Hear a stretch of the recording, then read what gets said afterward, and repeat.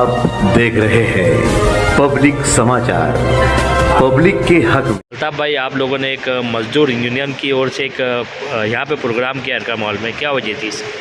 देखो, मालेगांव शहर में मजदूरी बढ़ती नहीं और लूम पर लूम बढ़ता जा रहा है। हालात ऐसे है कि मजदूरी बढ़ने चाहिए, महंगाई इतनी ज़्यादा हो गई, लेकिन मजदूरी बढ़ती नहीं, सेठ लूम पर लूम बढ़ाते जा रहा है और फिर हर साल बोलता है हमें कुछ बचता नहीं। तो फिर ये लूम आते कहाँ से?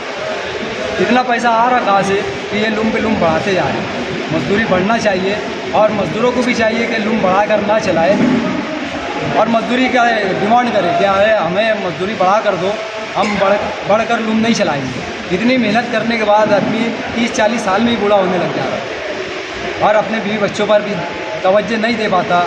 आज बच्चे कुत्ते गोली और बुराई में मुबतला होते हैं। तो मैं सेठ लोगों से भी गुजारिश करूंगा, देखो आप लोग मजदूरी बढ़ाएंगे तो हमारे शहर में जो मजदूर भाई है वो आपके यहाँ लूम चलाता 12 घंटा, संडास बाथरूम की सहूलत आप नहीं देते, आप मजदूरी नहीं बढ़ाते, मजदूर परेशान रहता है, उसके बाद भी आपके पास काम करता है। आप लोगों को सोचना चाहिए, आपके दिल में हमदर्दी होना चाहिए गरीब मजदूरों के लिए कि 2 पैसे वो बढ़ा कर लेके जाएगा तो बीवी बच्चों को भी वो थोड़ा अच्छा खिलाएगा, अच्छे कपड़ा पहनाएगा, अच्छी पढ़ाई लिखाई उसकी कराएगा। लेकिन आप लोग मजदूरी बढ़ाते नहीं, गरीब का बच्चा पढ़ता नहीं और फिर जब वो पढ़ेगा लिखेगा नहीं तो फिर वो गलत रास्ते पे जाएगा, बुराई पैदा होगी और ये बुराई पैदा होती तो शहर में देखो कत्लेआम बढ़ते जा रहा है, बुराई फैलते जा रही है, इसको रोकेगा कौन? आप लोगों से मैं गुजारिश करूँगा कि पहले आप लोग मजदूरों की तरफ तवज्जो दें और मजदूरी बढ़ाएं। अच्छा, मजदूरी बढ़ाने की जो बात चल रही है, इसमें मजदूर तबका आपका साथ किस तरीके से दे रहा है? देखिए, मजदूरी बढ़ाने की जो बात है, बेशक आपने बहुत अच्छा सवाल किया, क्योंकि मालेगांव शहर में मैं समझता हूँ कि मजदूरों की बात करने वाला कोई नहीं है सिवाय यूनियन। अगर मैं अपने आप को मुसलमानों की नुमाइंदा तंजीम कहलाने वाली जमीयत उलमा की बात करूँ तो वो भी मजदूरों के मसाइल में कभी आवाज़ नहीं उठाती। उनको हाईवे के होटलों पर होने वाली बुराइयां तो मैं मालूम पड़ जाती, लेकिन ऑफिस के बाजू में कारखाने में मजदूर पर क्या जुल्म हो रहा है वो किसी भी जमीयत, दोनों जमीयत की मैं बात कर रहा हूँ, उनको ये नहीं मालूम है कि मजदूर पे क्या बुराइयां होती है, मजदूर पे क्या अत्याचार होता है। लेकिन ये मजदूर का बच्चा अगर कोई कुत्ता गोली खाता है, वो पकड़ा गया, बुराई करता गया तो वो दिखेगा। तो इसके लिए मजदूरी बढ़ना चाहिए कि जब मजदूरी बढ़ेगी तो उसके लिए मजदूरी बढ़ाने के लिए मैं मजदूरों को आपके चैनल के माध्यम से पैगाम देना चाहता हूँ कि पूरे हिंदुस्तान की आप तारीख उठाकर देख लो कि मजदूरी बढ़ाने में अगर किसी चीज़ ने, किसी संगठन ने अहम रोल अदा किया है तो वो है मजदूर संगठन, मजदूर यूनियन, ट्रेड यूनियन। हमारी शैडो यूनियन की मैं बात करूँगा कि हमारी यूनियन से अगर मजदूर जुड़ेगा तो उनके हुकूक को दिलाने के लिए हम रोड पर आएंगे।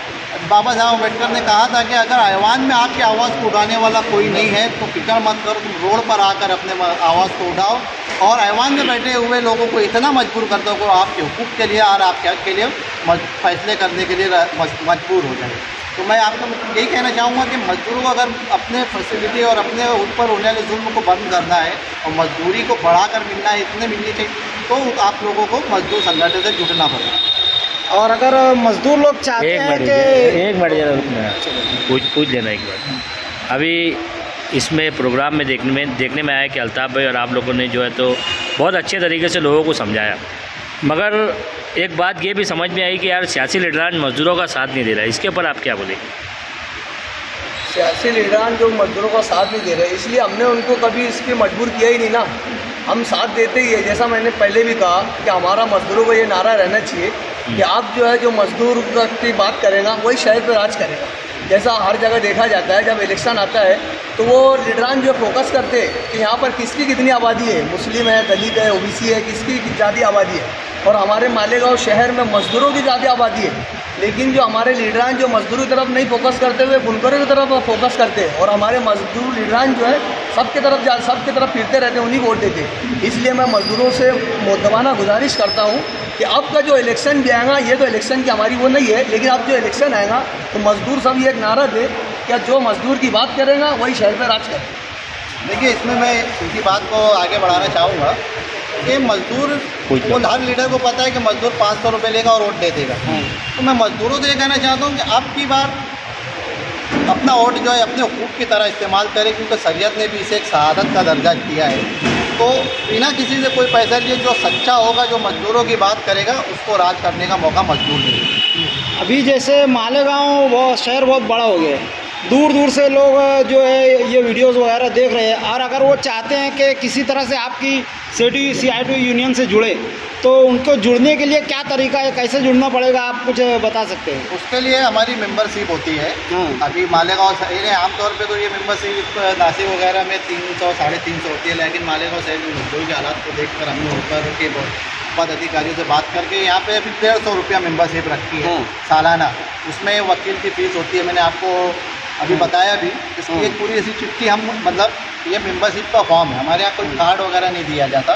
डुप्लीकेट पौधी जिस तरह होती है, इसके एक हिसाब हमको वहाँ से दिया जाता है कि कितनी पौधी तुमको दी गई साल में, उसका क्या हिसाब है वो। ये पूरा मतलब हमको ऊपर हिसाब देना, बस ये नहीं कि पैसा जमा किया और छोड़। ये सरकार के लिए हम कॉन्टेक्ट में अगर बोले तो अल्ताफ़ भाई है, मैं है, हमारे अकबर भाई है, नफीस भाई है, इनसे आप कांटेक्ट कर सकते हैं। आप चाहे तो मैं आपसे गुजारिश करूंगा कि स्टेशन से हमारा नंबर चलाएं।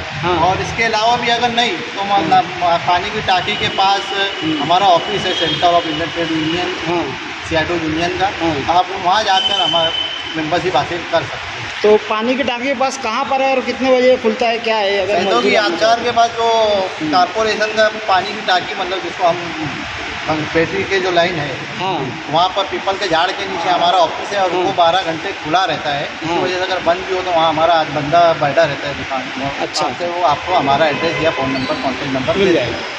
अच्छा अल्ताफ़ भाई, एक आखिरी सवाल कि आपने सियासी लीडरान के साथ साथ उलमा इकराम को भी तंगीद किया कि कहीं ना कहीं हमारे हक़ में बात किया जाए। दुलिया में जिस तरीके से बात हो रही, तो मालेगांव के उलमा इकराम को आप क्या बताना चाहेंगे इस मामले से? देखो, मालेगांव शहर के उलमा इकराम को मैं ये मैसेज देना चाहता हूँ आप लोगों के चैनल के ज़रिए, सोशल मीडिया के ज़रिए, कि जब बड़ी बड़ी मुसीबतें आती तो यही मजदूर भाई आपके लिए शाना बशाना खड़े होते हैं, चंदा जमा करने के लिए बोलो, चाहे जो भी ज़रूरत पड़े, इमदाद करने के लिए, मदद करने के लिए, जो भी करना पड़ता है वो फट से आपकी बात पर खड़े हो जाते हैं। लेकिन जब मजदूरों पे मुसीबत आती है तो आप क्यों नहीं खड़े होते? क्या शहर